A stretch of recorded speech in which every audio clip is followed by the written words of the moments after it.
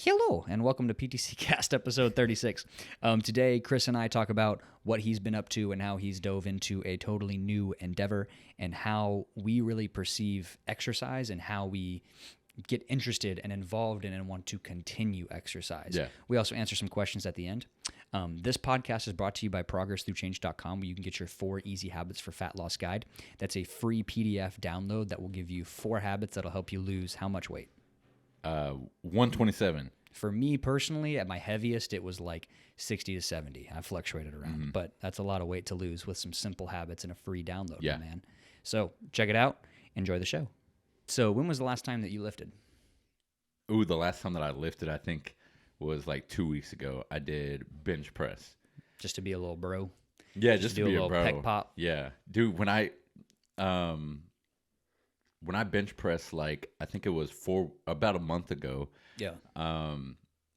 I think I did 315 for like 2 reps.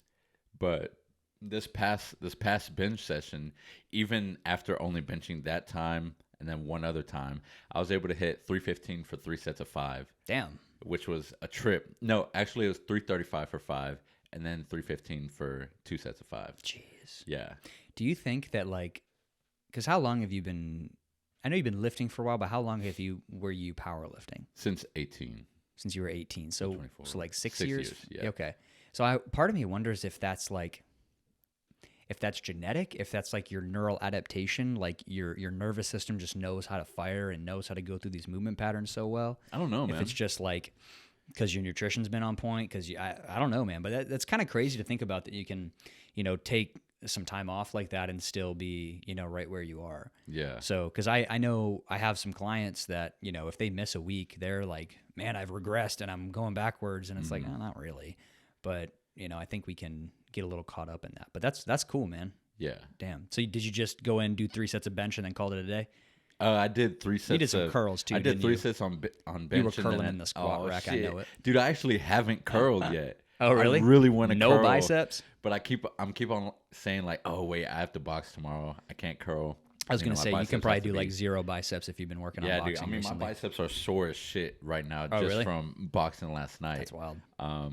But I did bench press, like, the 3 sets of 5, and then I dropped it down to like 275 and did a max set of reps on there, and then I dropped it down to 225 right after that to superset it. Okay, I got you. Yeah, and I just kept on going Yeah. down with the weight until I getting was pumped. at 135, I think. Yeah. And I was only able to do like 8 reps. That's awesome. Dang, that's awesome. So for those who didn't watch, I think it was either episode 33 or 34. We had basically talked about that you were kind of tapped on the powerlifting thing. Yeah. You're a bit over it. I don't know if retire is the word you want to use, but you're kind of over it. And, you had talked to me several times before, about biking and boxing and things like that. But, it seems like the boxing is really what you've kind of stuck your head into. It's fun, man. And yeah, and that's kind of what I was wanting to talk to you about. Like, do you think that's just like your fitness modality now that you enjoy? Like, is it because it's all cardio and stamina and not strength output? Like, is it because it's just so different? Do you literally just think combat sports are interesting? Like, what was it that made you pivot that way? Because, it's one thing to be like, oh, I've been powerlifting so long, now I'm going to be a bodybuilder. But to me, like, you basically just like 180'd your training style. You know what I mean? Well, that was like before me starting powerlifting, I was a cross country runner. Yeah, exactly. wrestler. Yeah, exactly. And then I go to powerlifting. Yeah. So And you then- literally only move in like hard pivots. You don't I make guess any so. like gradual turns. You're just like, oh, fuck it this way. Yeah, fuck I it guess this way. so. Yeah. When it comes to boxing right now, I like how, like, every time that I go work out, I feel like I'm learning and pursuing something new that immediately makes me better in boxing. Yeah. Like recently, or last night, for example, because my arms were so messed up and my knuckles were so messed up from boxing, I tried to hit the heavy bag for a little bit, but I was like, no, I can't. So I started going through movements with my punches. Yeah. And practicing moving forward while punching and using my body while throwing punches, so that whenever I'm tired, I don't have to rely on, just using my arms to throw Right. punches. I'm throwing it with my body, and it makes me punch harder. And then with the moving, Yeah. I also practice like a ton of head movement, just walking back. Dude, last night I did boxing and for an hour and 30 minutes. And this is straight up, I was completely drenched. for sure. And it's a trip because, you know, if I would have done that like a month ago, I would have been gassed out after 15 minutes. Yeah. And I would have probably taken like a 5-minute break and Right. then done like a 10-minute interval Right. and then maybe called it there. But here I am, an hour and 30 minutes Straight. into a boxing workout straight. It's crazy. And the breaks that I would take were maybe like 10 to 15-second breaks Mm-hmm. at max. And I was still able to go. I was breathing heavy, dripping sweat, Yeah. still able to do what I had to do. And I guess I really like that. See, that's super cool to me because it's like when you're humble enough to be a hyper beginner at something, that progress comes, man. And that shit's just addicting. But before we go there, like one thing that I really liked was you're using the word practicing. And I understand why you would use that word because you could look at boxing like a skill. Yeah. Because it is a skill. But, you know, I almost wonder if people will, when I say people, just general population, whatever, if individuals would have a more consistent and enjoyable time with training if they looked at it like practicing. I think so. You know what I mean? Because when you use the word practicing, it gives the idea, it gives the connotation that there is something to progress forward. Whereas when you're working out, you're checking a completion box. Does that make sense? I never thought of it. So I feel like when you use the word like practicing, you know, I compare exercises to skills all the time with a client. And to dive into that without going too deep into it, basically, you know, if you look at something like a golf swing, you know, you can take an individual that's 100 pounds and an individual that's 200 pounds, and they can hit the ball. But, you know, if the person that's 100 pounds has hit the ball 200 times before and the person that's 200 pounds has never hit the ball, the guy that's 100 pounds will hit it farther every time because he's practiced it, because his skill is farther advanced. But that's true to any single movement that we do. Yeah. Whether that's a lunge, a deadlift, even a curl, like whatever it is, there's a level of skill, and that level of skill brings you to certain levels of efficiency, if that makes sense. So the better you are at that skill, the more you get out of it. Yeah. So where I'm going with that is like, okay, if we looked at, instead of going into a workout and, okay, my workout says I'm doing 3 sets of 10 on deadlifts. Instead of me thinking I'm doing 3 sets of 10 on deadlifts, I have the opportunity to practice 3 sets 10 times. Yes. You know what I mean? Yeah. Maybe the actual notation, the way I word it, doesn't really matter, but I think it's more so the way you're thinking of it, if that makes sense. So I wonder if that's like why you've dug into boxing so well, because like the combination of it's a skill to practice, and because you're a hyper beginner, you get results like that right now. Exactly. You know what I mean? Yeah, so it brings out like the passion. Right. The passion. Right. It gets you fired up. Yeah. I know that I had that in the beginning of the powerlifting, and that's what drew me into powerlifting so much was like all the progression. Right. And you know, toward the end it was almost like I stopped practicing, and it was like a checkbox. It was like, okay, Monday's heavy squat day. Let me get this bullshit done. Check. And yeah, exactly. Yeah. And now it's like, no, this is really fun. You know, Yeah. okay, I'm practicing this, which I'm not amazing at. Yeah. So let me, go ahead and practice that. Especially when it's the progress that you're looking for, man, because like, especially something with powerlifting, like you don't really feel that micro victory until you add another 5 pounds, Yeah. you know, and And again, then even that 5 pounds. Yeah, Ooh, it's you just like added it's 5 5 pounds. Yeah, exactly. And so in the grand scheme of things, maybe it means a lot, but to you, it's just not that same feeling as, you went from being able to box for 10 minutes to 90 minutes. You know what I mean? Yeah. So I could see that. So it's pretty interesting, man. And you look like you haven't lost any size at all. So what are you doing food wise? Which is weird. I'm not doing much food wise. I have simplified it a hell of a lot though. Okay. For breakfast, I have 4 eggs, 1 slice of bacon, and then a little sprinkle of cheese.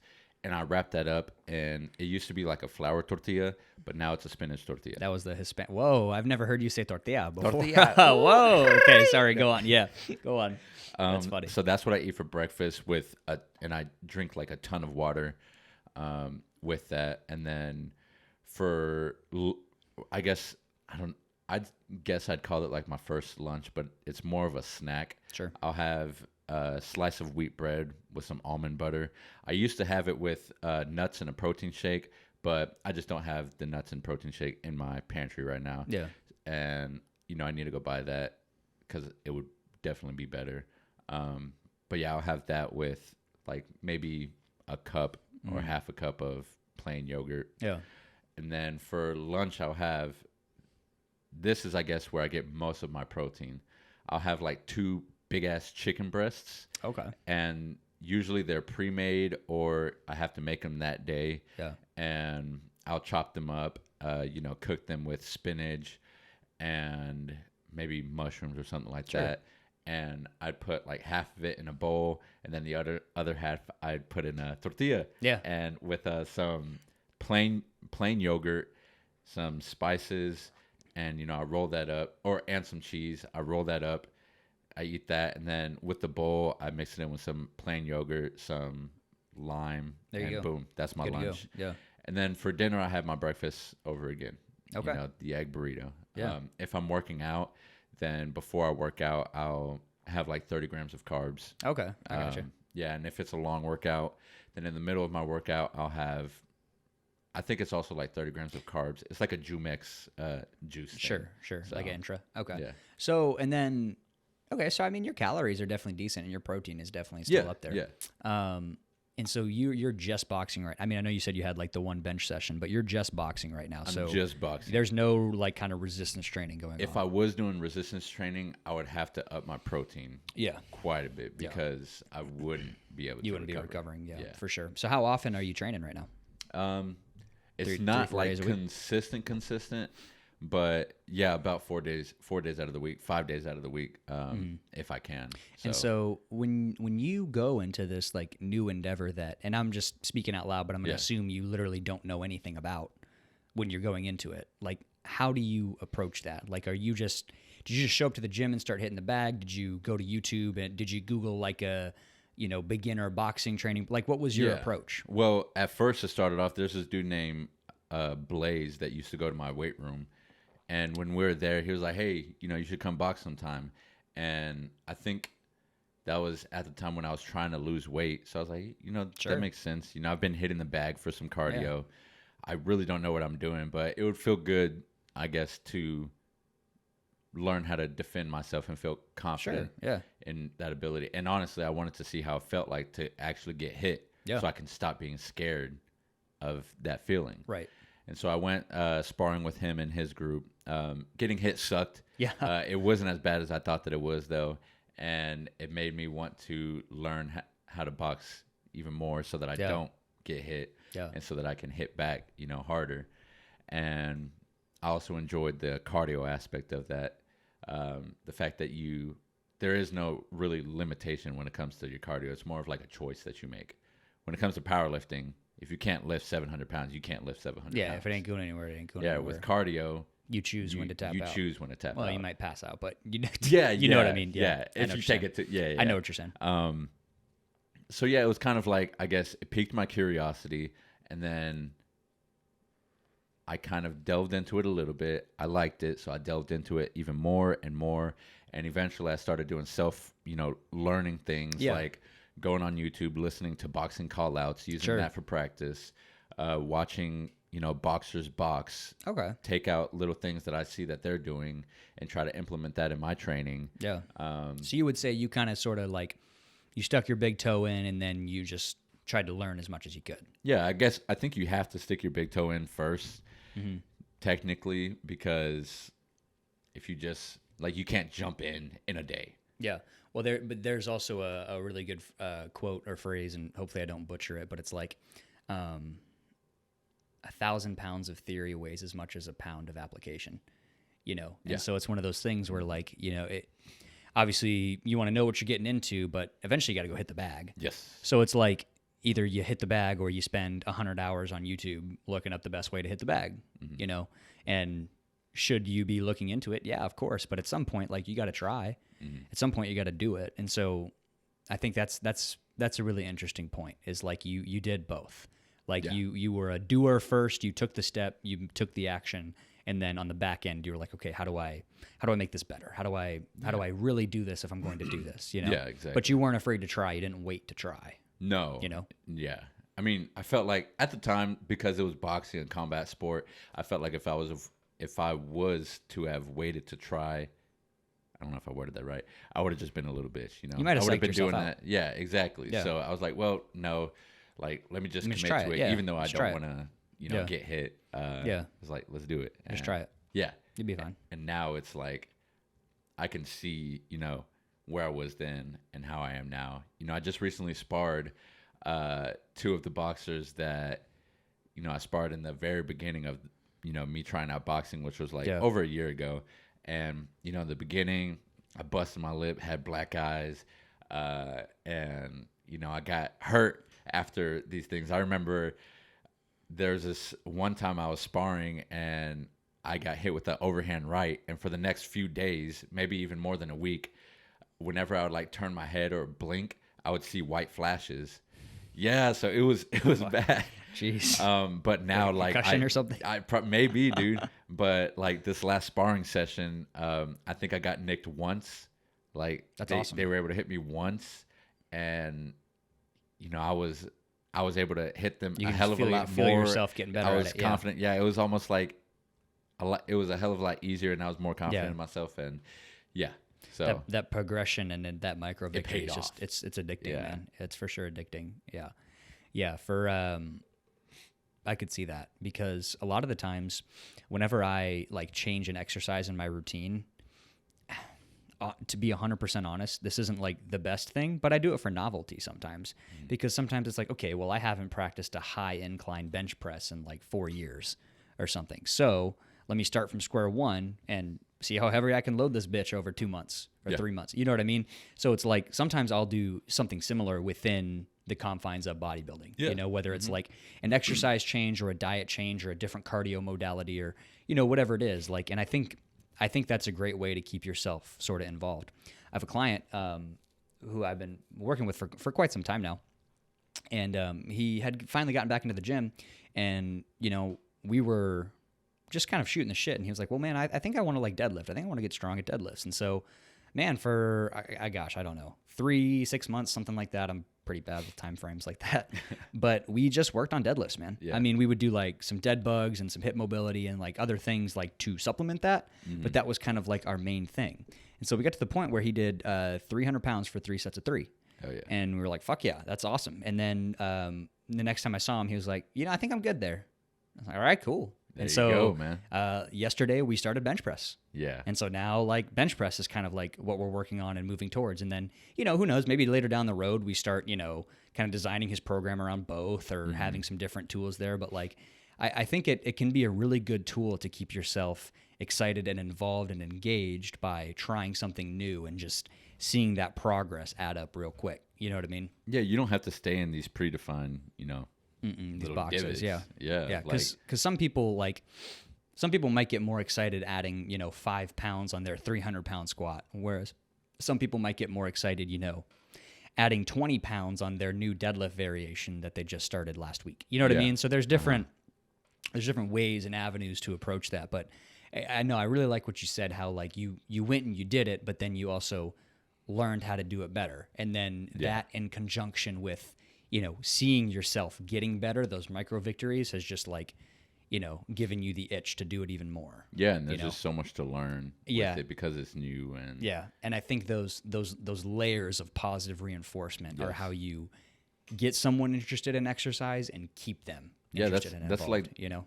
Yeah, that's like how I was trying the dirt bike thing. All the Yeah. same principles applied there.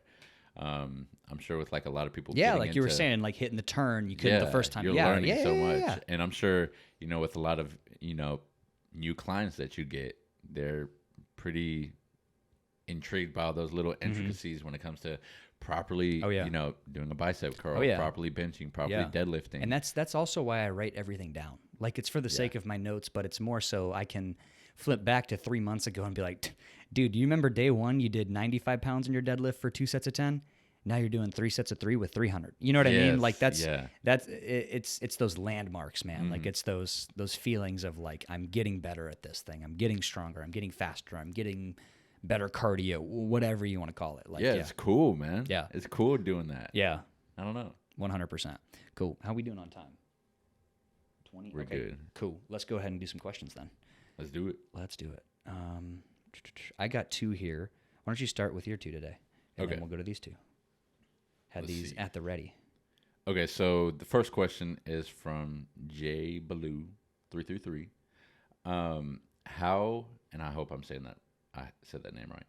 How do you stay on track? How do you stay on track when life gets super busy?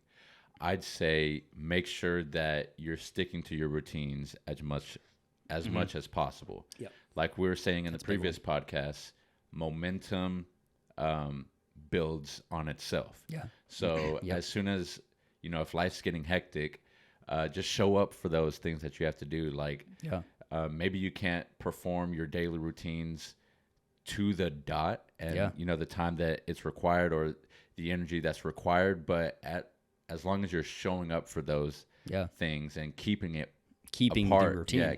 Keeping the routine. Exactly. Then, you'll be set up for consistency. Yeah. I mean, that's the age-old phrase, like half the battle is just showing up. Yes. And I think that's 100% true because, man, I cannot preach enough, dude, that like fucking a C- beats a 0 every day.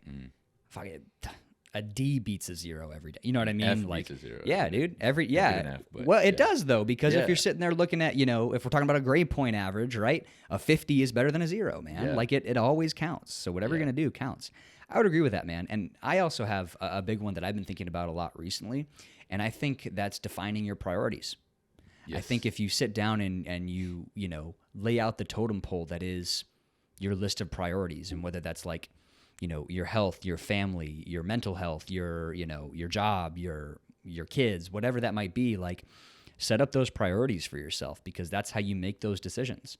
If I'm in prep, man, bodybuilding might be my priority at the time. So, if I need to mow the lawn or I need to train in that time, I might pick to train, man. I'll figure out the lawn at a different time, but at that point in time, my priority is bodybuilding. So I'm going to pick that over mowing the lawn. And so I think when you sit down and you write out your priorities, I think that can really help you make those decisions a little bit easier. Yeah. Yeah. So, and a big thing when it comes to writing out your priorities, make sure that you're doing it when you can do it. Because if you're waiting to write down those priorities when you are super packed and busy, like it's going to be hard as hell, especially if you find out that maybe you're prioritizing something that you shouldn't be, and you need to prioritize something that you're not. It's going to be hard shifting things around when you're packed as hell. Yeah, for sure. It's like, what's that one? It's fix your roof when it's sunny, not when it's raining, or something like that. Yeah, I know. I've heard that. Yeah. It's like idea. that. Yeah, when you're, if you're not busy right now, make sure that you're set up for whenever you do get busy. And if you are busy right now, you might need to take a day for yourself. Take a step back and set those priorities. Get some clarity. Yep. Cool. Next one. What do we got here? Ooh, is it ever good to give in to a food craving? How often should you incorporate a cheat meal? Cheat meal as in air quotes. Yeah. What do you think? So is it ever good to give in to a food craving? I'd like to say no, but I think yes. Give yourself a break. Like it doesn't have to be so freaking serious all the time. Just as long as you know, like, hey, I'm doing this because I want to do this, and it's not going to be a normal thing. Yeah. And go ahead. I was just saying. 2 nights ago, I had sopapillas and 2 beers. Yeah. Like there's no, and I was on a date.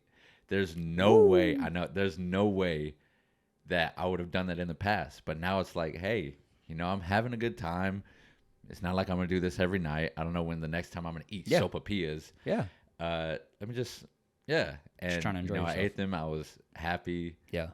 That sounds so silly. But no, dude, I don't think so. I don't think there's anything to be won with the hyper militant discipline of I only eat chicken breast, rice, and asparagus. You know what I mean? Mm-hmm. And I would agree with that. Me, I like to have a little bit more like parameters around it. So to me, like you were on a date. That you were on a date. You don't have any like body composition goals or anything like that right now. You don't have a competition. You don't have like, whatever, man. It does it like in the grand scheme of things. If you zoom out, it does not mean anything that you had two sopapillas and 2 beers. Yeah, you know what I mean? Exactly. Now, like that could be different if you're someone who if they wrote out that priority list we were just talking about, and fucking number 1 priority was losing fat. That might be a different story, man. But that's not your number 1 priority. Yeah.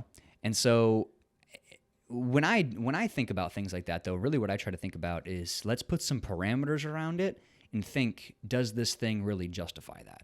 So, if it's your birthday and you're going out to dinner for what you want to eat, I think that, depending on who you are and what your priorities are, to me, that justifies eating what you want to eat, man. Have your cheat Special meal. occasion. Yeah, more power to you. But if it's, the third Tuesday of the month and the sun is in fucking summer solstice and like you don't need to go have McDonald's because of that. You know what I mean? Exactly, Like I've heard some pretty silly reasons why someone has, Don't kid not yourself. exactly. Yeah.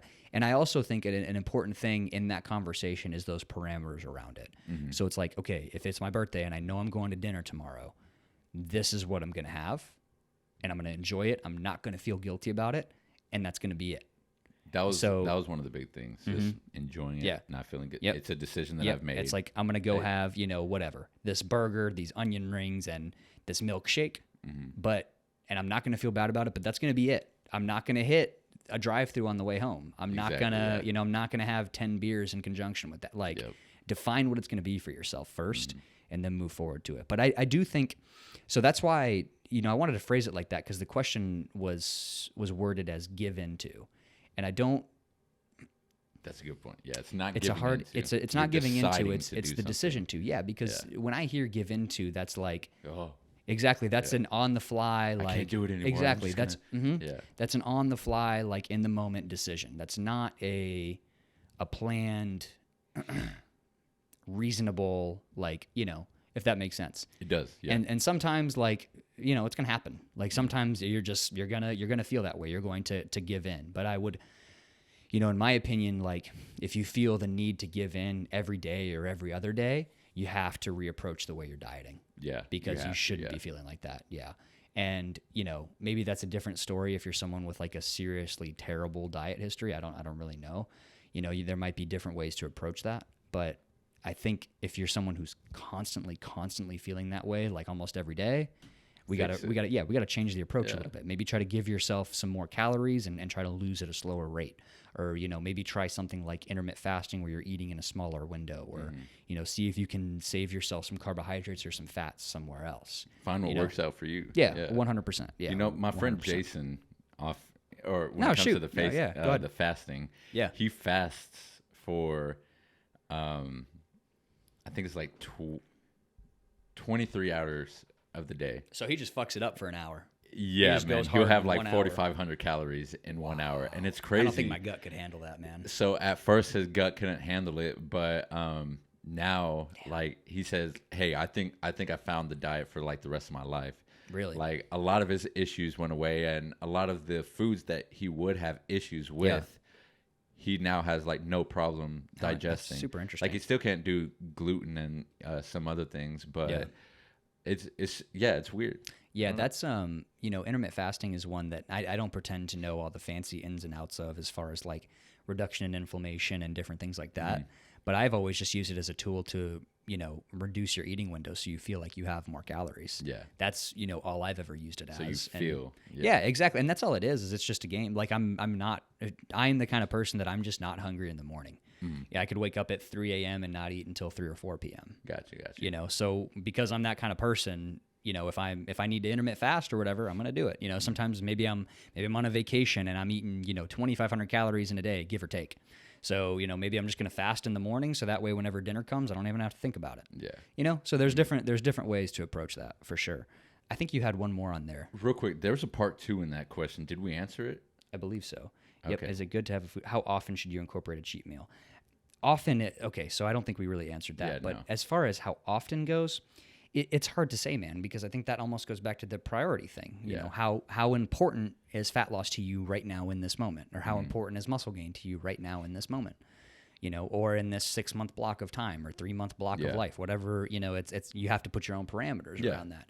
So as far as how often, I don't really know, and it also depends on what you consider a cheat meal. Because to some people, a cheat meal might just be, instead of going with a bunless burger, I had a bun and I had fries. And so I had 1,000 calories more than I usually do or whatever. That's probably not a big deal. But if you're somebody who a cheat meal to them is 4,000 calories and that just defeated your entire caloric deficit for the week and you wasted a week of dieting, I don't really know if that's your best move. Yeah. You know what I mean? So it would be, what aligns with your priorities, your goals, Mm-hmm. and then be smart with your cheat meals. Yeah. Just because Yeah. you're having a cheat meal, that doesn't mean you can go to Razoo's and get the Cajun plate that's like 55, Yeah. like over 10K calories. Sure, man. That's dramatic, but It's just no, but it's hard to be like, at the end of the day, you got to keep in mind this is really all a numbers game. And if you're someone who's averaging, losing half a pound a week, if we're just throwing numbers around, that means you're in roughly a 1,700 calorie deficit, right? If you're losing half a pound a week. And then, if we were to move on that, and let's say you have a cheat meal that gives you another 1,000 calories, now you're in a 700 calorie deficit throughout the week. You're not going to meet your goal. And we can assume that that's going to put you at about a fifth of a pound. So now you went from losing half a pound in a week to a fifth of a pound in a week, just because you formatted your cheat meal a certain way. And that's not to make anyone feel guilty or anything like that, but you got to keep that in the back of your brain that at the end of the day, like, it's corny to say, man, but you cannot compete with what you eat. Yeah. You can't. So if you're going to have that cheat meal, put some parameters around it, define what it's going to be, and ask yourself if it's worth it in that moment. Yeah. Because 9 times out of 10, that cheat meal, only the first bite hits. The rest of it isn't the same. Yeah. And then you're forcing yourself to finish the plate, even though you don't want to. You feel like shit after. Yep. Because fear of missing out. You think that, oh no, I'm going to miss this. You know what I mean? Yeah. So that's kind of the same school of thought as like, stuffing your face the day before a diet and saying diet starts Monday. Yeah. It's the same idea. So, but anyways, let's answer that other one that you had on there, and then we'll call it good. Okay.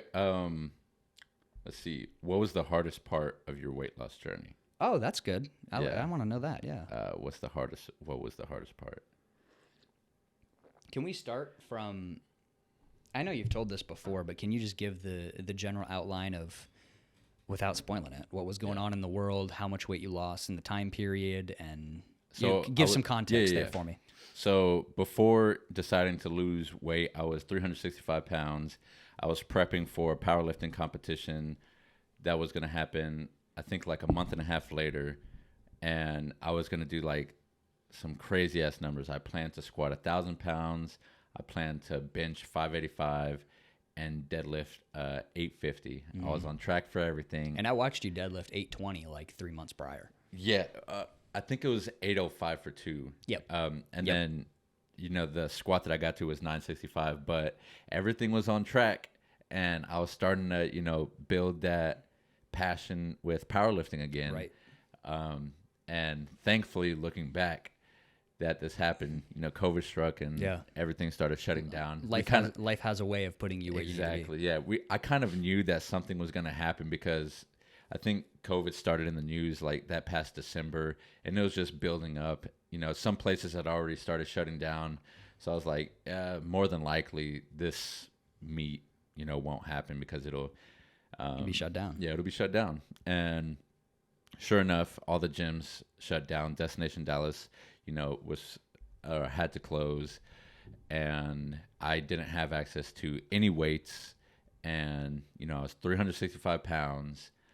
A power lifter, not able to power lift. And I remember when I was 18, I decided to gain all this weight only because of powerlifting. Right. So the fact that I couldn't power lift, I was looking at myself in the mirror and I just didn't, it was it was disgusting. I didn't know who I was looking at that point. And I've always hated at looking at mirrors up until then. And I would always take progress pictures of myself, but I would never actually look at myself in the mirror.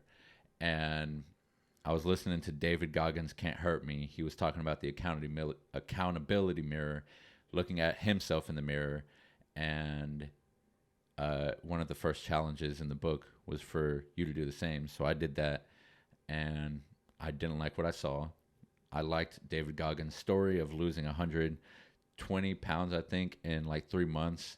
So, at that time I decided, hey, if I can't lift, when I was 18, I always told myself that I was going to get back to 180 pounds when I was 25. Why not get a head start on this now? So, I could only start off with walking because the back pumps were insane. Like I would literally walk down the street and it would be painful to walk because my back was just so pumped. Would you say like that almost that was the hardest part, was just the current state your body was in?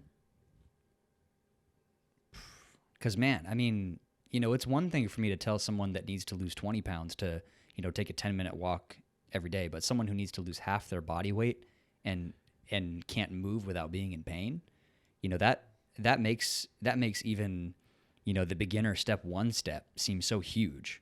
Actually, the hardest part was having to take it slow. The hardest part was walking slow. What do you mean? Start off the weight loss thing slow. Like, I wanted to go out and just start running. Yep. I wanted to just start biking. I wanted to do all the things that somebody at Could you imagine what you would have done to your knees if you tried to run at 400 pounds, man? I tried to, and That this was after like a couple days of walking. Just thinking about it, man. Yeah. And it felt like my legs were like broken the next day. And so, yeah, I just stuck with the walks for a little bit, started speed walking and just walking for multiple hours a day. And my parents had a elliptical in the garage that I found. So I took that out, plugged it in. Every morning I would get on that elliptical to start my morning. Mm-hmm. I would listen to this motivational YouTube video. It's called The Lone Wolf. And I still listen to that today whenever I'm trying to do something. Yeah. And it's funny you say that because whenever I started bodybuilding, I had there was this like 4-minute Greg Plitt speech that I used to listen to like every day that I could like repeat and quote, and like I failed as 10 times more of a man than anyone who said what if, because what if never stepped into the arena. Like there's tons of things like that. There's tons of things like that that just ring in the back of my brain. So I think so you're walking every day, you're doing what you can, you're slowly cranking it up, and you're taking in as much like positive information as you can. Yes, and one of the big things that I could do at that time was, you know, cut my calories by a shitload to do, you know, whatever weight loss that I want to do. Right. So I think I started with like a 2,500 deficit. Don't recommend that, stupid as hell. But that did help me, you know, start seeing results on the scale, you know, building that momentum more and more. And the more results that I saw, you know, the more I wanted to go into it. Yeah. And so eventually I was able to start jogging, even though it was like maybe a short jog and then a walk, short jog, walk. Yeah. Just you literally just doing what you can. Yeah, just doing what I can. And I knew that whatever the standard was today, I would have to pass tomorrow. Yep. So I would use that to my advantage by pushing myself that day and be like, tomorrow you got to beat it. I have to. So yeah, eventually it just got like, it just started stacking up on each other to the point where I was running multiple miles a day. I was doing the elliptical for multiple hours a day. I was stupidly eating like only 700 calories a day. Mm-hmm. And, you know, all of that helped me reach my goal. But the hardest part of that, again, was just not being able to start off running and having to, you know, actually take baby steps to start my weight loss journey. Was it hard? Was that hard because you weren't doing it the way you wanted to do it, because of the pace? It was hard because it was an actual physical limitation. I see. I could not run at 365 pounds. Or if I could, but like it was just almost pointless. You would have done way more damage than good. Yeah, exactly. It would have just been pointless. Yeah. So that was the most frustrating part, but or like the hardest part. Yeah. Surprisingly, all of the like the actual working out and the cardio and all of that wasn't like hard. Maybe in the moment it was hard when you're like, oh, you know, right, I want to stop here. Let me get to that stop sign, and then I'll stop. And then, but that wasn't ever like when I think of the part that's hard. Like I always think the part that's hard is the part that makes you want to quit. You know. Yeah. So maybe, does that make sense? I guess I didn't have that. Well, I mean, yeah, to my definition maybe, but to yours it was just like, I mean, not being able to run, like did that make you pissed off? Like did that make you feel like you were never going to be able to get the weight off? No, it never made me do that. It was just like kind of frustrating. Yeah. Because when you want to jump into something but you can't, it's like, God damn it. Yeah. Which might have just been like the reminder that you needed of how far gone you were. Yeah. You know what I mean? That like you literally could not run. Yes. Without destroying your body. You know what I mean? So it's almost like it's almost like It gave me that's- more fuel. Yeah. Yeah. Yeah, I know that's like, whatever. That's physics that you can't run. But Yeah. like, I mean, I think But it that's was like, that's, okay, it's almost a good thing to me, Yeah. at least looking back now, I'm sure that like you had to literally start from like halfway down the street, walk halfway down the street, walk back. Then your lower back's pumped, your knees are wrecked already. That's it for the day. Next day, 75% of the way down the street and 75% of the way back. You know what I mean? Like it Yeah. is very like you literally had to start from like the flat baseline. Yeah, exactly. And I found out other ways to do that, or to get, I guess, the work done. Yeah. Like one of the things that I would do, the breathing restriction mask, I would wear that and just watch YouTube while being on the elliptical in my room, in like dual layer sweatpants, Just trying two to sweat and, sweaters. like, yeah. So That's wild, man. good times, man. Good times. Yeah. All right, dude. Let's wrap it up there. Thank you all for listening. We will see you next Monday. Peace. Peace.